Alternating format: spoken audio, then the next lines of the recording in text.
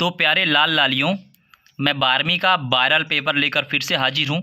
और सबसे बड़ी बात यह है कि यह मेरा चैनल नहीं है, यह एक बच्चे का चैनल है जिसका मैं उत्साह देखकर उसका मैंने सपोर्ट किया है। तो मैं इसमें सिर्फ वॉइस ओवर करता हूँ, उनकी राइटिंग हैंड राइटिंग और वही टिक करते हैं, बस मेरा वॉइस ओवर है। तो चलिए शुरू करते हैं महाकाली कृपा से। तो मैं हाजिर हूँ।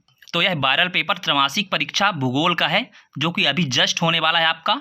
तो प्यारों, मैं सबसे पहले आपको इस पेपर को मैं बेसिक समझ तैयार करूंगा। इस पेपर को पहले मैं समझाऊंगा कि इस पेपर में क्या क्या आ रहे हैं, क्या क्या आने वाले हैं, ताकि आपके मन में एक पैटर्न बैठ जाए। तो चलिए हम पेपर को शुरू करते हैं। Let's start. लास्ट में आपको सारे उत्तर समझाऊंगा। पहले मैं बेसिक समझ तैयार कर रहा हूँ पेपर में इस साल क्या पूछे जा रहे हैं। आपके दिमाग में खाका होना चाहिए। तो पहले विकल्प आने वाला है। विकल्प में है अमूलवादी रेडिकाल विचारधारा का प्रतिपादन किसने किया था। ठीक है। आगे विश्व के किस महाद्वीप में जनसंख्या सर्वाधिक है। बहुत ही सरल सरल क्वेश्चन है, आपके दिमाग में वैसे भी आ रहा होगा, फिर भी मैं जल्दी जल्दी रिवाइज कराता हूँ। इसके बाद मैं जस्ट आंसर शीट देता हूँ आपको। निम्नलिखित में से कौन सा एक तृतीय क्रियाकलाप है। ठीक है। निम्नलिखित में से किस राज्य से सर्वाधिक प्रवासी आते हैं। निम्नलिखित में से जल किस प्रकार का संसाधन है। पेपर आप समझो, बेसिक समझ तैयार कर लो तो आसानी से पेपर हल कर पाओगे। आंसर सब कुछ बता रहा हूँ, डोंट वरी। बस मैं जल्दी जल्दी पेपर को रिवाइज इसलिए कर रहा हूँ ताकि आपका बेसिक समझ तैयार हो जाए। और इसमें फिर आएगा रिक्त स्थानों की पूर्ति कीजिए। बेंदा मध्य भारत के बिंदी बिंदी क्षेत्र के जंगलों में रहता है। ठीक है। बिंदी बिंदी से बिंदी बिंदी तक आयु संवर्ग कार्यरत जनसंख्या है। भारत विश्व व्यापार संघ के बिंदी बिंदी में से एक रहा है। बिंदी बिंदी की देश के अत्यंत महत्वपूर्ण घटना होते हैं। समतल क्षेत्रों में ग्रामीण बस्तियों का बिंदी बिंदी प्रारूप दिखाई देता है। भरमौर जनजातीय क्षेत्र हिमालय प्रदेश के बिंदी बिंदी जिले में है। ठीक है प्यारों, बेसिक समझ तैयार हो रहा है। स्क्रीनशॉट पूरे पेपर का लेते जाओ ताकि कोई भी डाउट हो तो डाउट नेट में भी देखते जाना, और मैं आंसर लास्ट में आपको दे ही दूंगा, डोंट वरी। तो महाकाल कृपा से अब हम आते हैं अगले क्वेश्चन की ओर। ये भी बहुत ही सरल है, सही जोड़ी बनाइए, स्क्रीनशॉट लेते जाना। विश्व में निम्नतम लिंग अनुपात, सामूहिक कृषि, अंगूर कृषि, खाद्यान्न फसल, परंपरागत ऊर्जा संसाधन। ठीक है।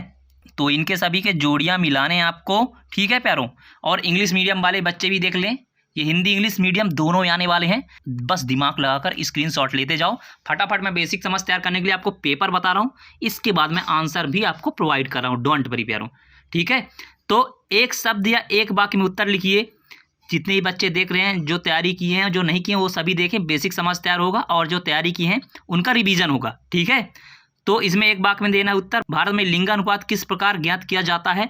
2011 की जनगणना के अनुसार भारत की जनसंख्या कितनी है। भारत के किस राज्य में स्त्री साक्षरता न्यूनतम है।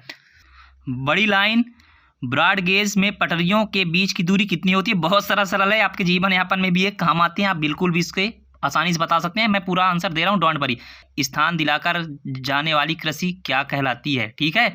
महानगर की जनसंख्या कितनी होती है। अरे यार, इतना सरल सरल, इंग्लिश हिंदी वाले दोनों देखो। और देखो सत्य असत्य का स्क्रीनशॉट ले लो। मैं चाहता हूँ कि इसको मैं ना बोलूँ और मैं जल्दी जल्दी बड़े से बड़े क्वेश्चन को आपको बोलना शुरू कर दूँ, रिवाइज कराना शुरू कर दूँ। तो जल्दी जल्दी रिविजन के लिए भी तैयार हो जाओ, और जो नहीं पढ़े वो भी सुनने के लिए तैयार हो जाएँ। तो इधर आ जाते हैं छठवें की ओर। रेटजेल के अनुसार मानव भूगोल की परिभाषा लिखिए। ये बहुत सरल है, आपको लिखना ही होगा और आप बिल्कुल भी इसमें अच्छे मार्क्स पा सकते हैं। तो अब बढ़ेंगे हम 7वें क्वेश्चन की ओर। तो छठवें का अथवा भी रह जाता है इसमें। मानव भूगोल के 2 उप क्षेत्रों के नाम लिखिए। फिर 7वें में आ जाते हैं चलवासी पशुचारण किसे कहते हैं, और इसके बाद अथवा है व्यापारिक पशुपालन किसे कहते हैं। बहुत सरल सरल है, आप अगर पढ़े भी नहीं हैं तब भी ये आप लिख सकते हैं आसानी से। इस पेपर की यही खासियत है, बस यही बोलना चाहता हूँ। इसके बाद हम 8वें में आ जाएंगे। स्क्रीनशॉट लेना मत भूलना प्यारों, और रिवीजन भी करो मन लगाकर। मैं बहुत मुश्किल से मिलता हूँ, यह मेरा चैनल बिल्कुल भी नहीं है। तो आप जुड़े रहिए जब तक मैं हूँ। कुछ दिनों तक और आऊँगा 1-2 वीडियो पर, उसके बाद शायद मैं यहाँ पे ना रहूँ। तो इसे मन लगाकर देखो और सुनो, शायद ही समझाने वाले बहुत कम होते हैं यहाँ पर। तो हम बढ़ते हैं 8वें क्वेश्चन की ओर। स्थानांतरीय कृषि के 2 विशेषताएं लिखिए। बहुत सरल है। व्यापारिक कृषि के 2 विशेषताएं लिखिए।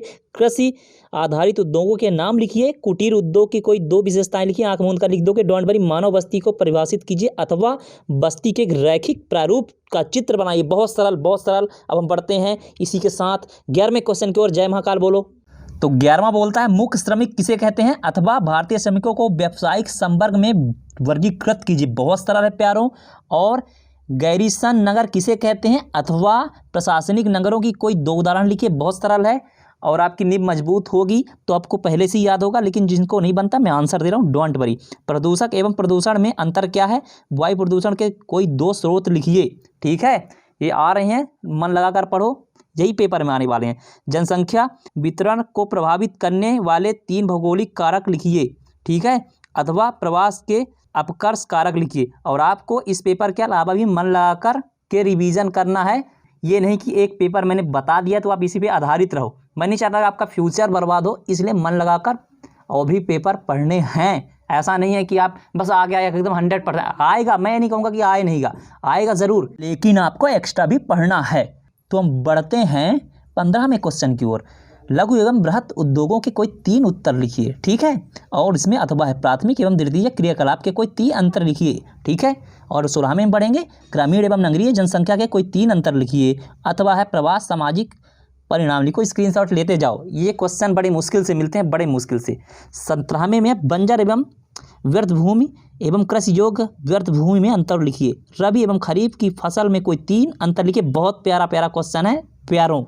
ठीक है, और 18 में इंदिरा गांधी नहर कमान क्षेत्र की सिंचाई पर क्या प्रभाव पड़ा लिखिए। और अथवा में भारतीय राष्ट्रीय जल नीति 2002 की विशेषताएं लिखिए। और 19वें में आ जाता है विश्व के मानचित्र को दर्शाइए नॉर्वे के। अब बताओ नॉर्वे को दर्शाना है आपको, बहुत सरल है, मैं दर्शा के दिखाऊंगा, डोंट वरी। नॉर्वे को नहीं दर्शा पा रहे हो तो भूमध्य सागर को दर्शा देना, ऑस्ट्रेलिया को दर्शा देना, पप्पस घास का मैदान दर्शा देना, संयुक्त राज्य अमेरिका का प्रमुख औद्योगिक क्षेत्र दिखाना है। ठीक है, अब अथवा हिंद महासागर, न्यूजीलैंड और रूहर क्षेत्र, सिंगापुर बंदरगाह, न्यूयॉर्क शहर। ठीक, अब 20वां आ गया, भारत के मानचित्र को निम्नलिखित में दर्शाइए। दिल्ली, अरब सागर, केरल। ठीक है, यहाँ से आपका भूगोल खत्म होता है आपके 12वीं का। तो हम ये आंसर दे रहे हैं, नेक्स्ट पार्ट में पूरे आंसर अपलोड है, उसे जाकर फटाफट देखो। और चैनल को दिल करे सब्सक्राइब करो, ना करे तो बिल्कुल ना करो, कोई दिक्कत नहीं है। यहाँ पर कोई भी निजी स्वार्थ के लिए नहीं है, बस मैं एक हेल्प के नाते इस वीडियो को बना रहा हूँ। मेरे छोटू जिसका चैनल है, आप इसे अपलोड करिए और लोगों तक पहुँचाइए। धन्यवाद।